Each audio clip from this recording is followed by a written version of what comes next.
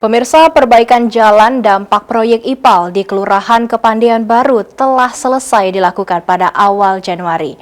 Namun, hasil perbaikan tersebut masih dikeluhkan warga karena dinilai belum memenuhi standar keselamatan.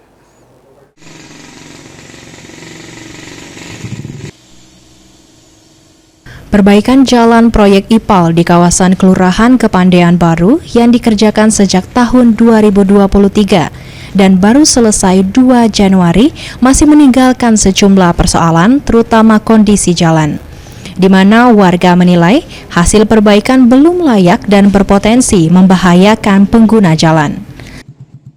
Salah satu warga, Zainal, mengatakan saat ini masih terdapat beberapa titik manhole yang tidak rata dengan badan jalan, serta posisinya lebih tinggi, sehingga kondisi ini berisiko bagi pengendara yang melintas.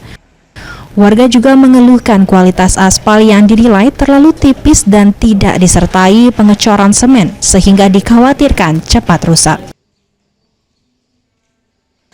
Oh jelas, yang punya kendaraan agak susah, dia kan harusnya kan dibikin rata itu kan.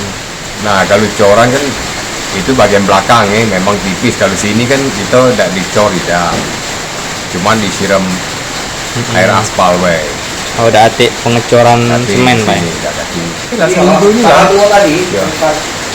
Ini deh kemarin masih ada uangnya nganu dikit-dikit. Oleh karenanya, warga berharap pemerintah Palembang dapat kembali melakukan perbaikan agar jalan benar-benar aman dan nyaman digunakan.